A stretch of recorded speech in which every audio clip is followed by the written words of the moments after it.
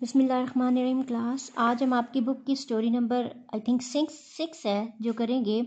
इसका नाम है द रिवॉर्ड। तो सबसे पहले हम इस स्टोरी के कैरेक्टर्स की बात करते हैं। इस स्टोरी में बेसिकली 3 कैरेक्टर्स हैं। एक का नाम है गॉर्जियस, जॉर्गन एंड टर्बट। ठीक है, ये 3 लोग हैं। अब now let's talk about the setting of the story की ये स्टोरी की सेटिंग क्या है। बेसिकली ये जो आपकी स्टोरी है ये आप कह लें इसको 2 हिस्सों में तकसीम की जा सकती है। कि बेसिकली ये स्टार्ट होती है जहाँ से वहाँ पर एक क्लब होता है, लोकल क्लब। वहाँ पर लोग बैठे होते हैं और वो आपस में डिस्कशन कर रहे होते हैं। ठीक है, एक वो है, उसका पॉइंट सेटिंग में आ जाता है। और अगला पॉइंट आ जाता है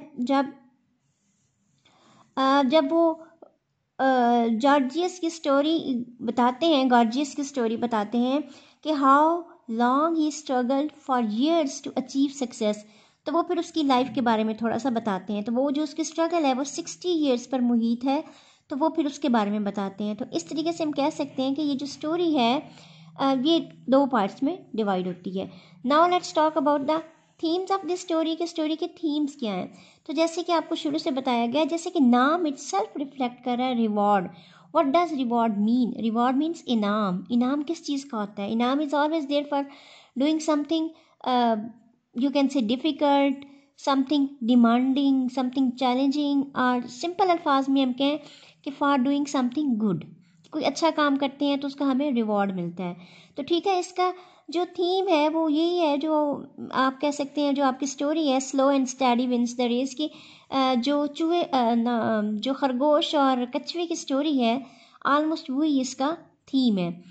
और दूसरा फिर इसके मतलब कि एक ही थीम के मल्टीपल आप कह लें कि एस्पेक्ट्स हो सकते हैं, एक स्टोरी के डिफरेंट थीम्स भी हो सकते हैं। तो दूसरा थीम इसका आप ये कहें कि strong will and determination finds their own way. कि जो आपकी स्ट्रॉन्ग विल है और जो डिटर्मिनेशन है वो आपको अल्टीमेटली कामयाबी की तरफ ले जाती है। या तीसरा आप इसका कह सकते हैं कि role of fate in success. कि how far fate plays a role in achieving success. ठीक है, let's start the summary of the story. ठीक है, स्टोरी शुरू होती है जहाँ पर एक लोकल क्लब होता है। वहाँ पर जॉर्गन एंड टर्बट ये बैठ कर डिस्कशन कर रहे होते हैं। और वन ऑफ देम बिलीव्स कि मीन्स के ये दोनों डिफरेंट ओपिनियंस के हामी होते हैं। एक बिलीव करता है कि फेट इज़ एवरीथिंग। कि जो हमारी फेट्स में डिटरमिन हो चुका है, we have to go accordingly.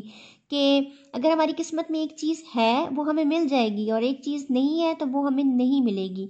ठीक है, लेकिन जो दूसरा होता है वो कहता है नहीं, फेट इतनी इम्पॉर्टेंट नहीं है।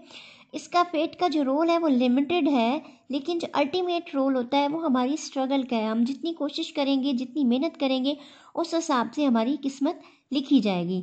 तो जब ये बात मज़ीद बढ़ती है तो उसमें वहाँ पर लोकल क्लब में जॉर्जियस की स्टोरी को बयान किया जाता है।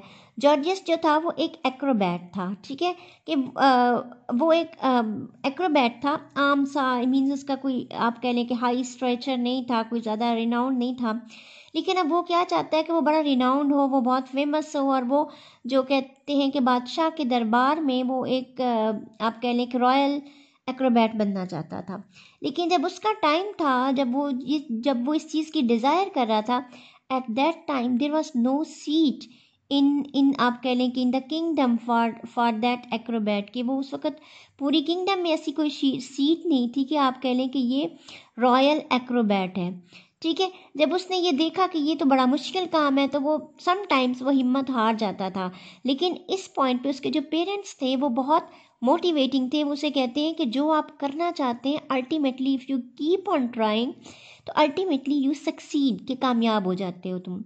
तो ये जो उसके पेरेंट्स की आप कह लें कि तसल्लियाँ थी या इनकरेजमेंट थी, उन्होंने उसका बहुत साथ दिया। वो कंटिन्यूसली मेहनत करता रहा। और आप हैरान होंगे कि उसने इस चीज़ की अचीवमेंट के लिए 60 साल मेहनत की। 60 साल is not a short span of time, it is a very large span of time. कि 60 साल एक उम्र का मेजर हिस्सा बन जाता है।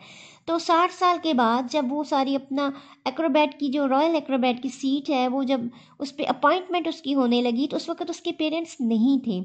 लेकिन जिस दिन उसकी अपॉइंटमेंट होनी थी उस दिन बड़ी शानदार सेरेमनी हुई, सारे लोग आए उसमें बादशाह के दरबार में, और बड़े फंक्शन हुए। और अल्टीमेटली उसको उसकी क्या कहना चाहिए रस्म की गई और उसका वो सारी आप कह लें कि एजाज़ात से नवाजा गया और वो अल्टीमेटली फॉर्मल लेवल पर रॉयल एक्रोबैट बन गया।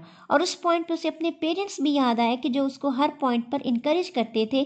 गो कि वो अपनी मंजिल आज हासिल कर चुका है मगर उसके पेरेंट्स नहीं हैं।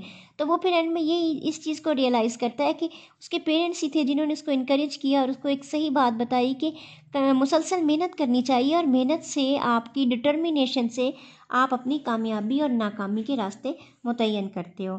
तो इसमें फिर जैसे आप आपको बताया गया है कि कहानी की जो शुरुआत है वो 50-50 से थी कि एक आदमी या एक स्कूल ऑफ थॉट बिलीव करता है कि kismat is more important than hard work, and the other school of thought believes कि hard work is more important than fate.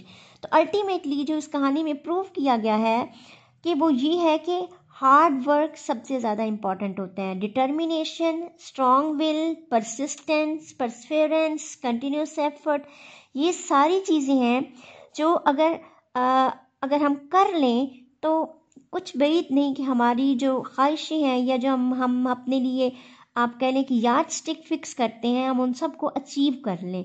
तो इन सब चीज़ों को अचीव करने के लिए जो मेन चीज़ हमें चाहिए होती है दैट इज़ कंटिन्यूस एफर्ट और डिटर्मिनेशन। तो क्लास ये था आपका आज का लेक्चर जिसमें मैंने आपको द रिवॉर्ड की समरी बताई है। तो अगले लेक्चर में हम ट्रांसलेशन करेंगे।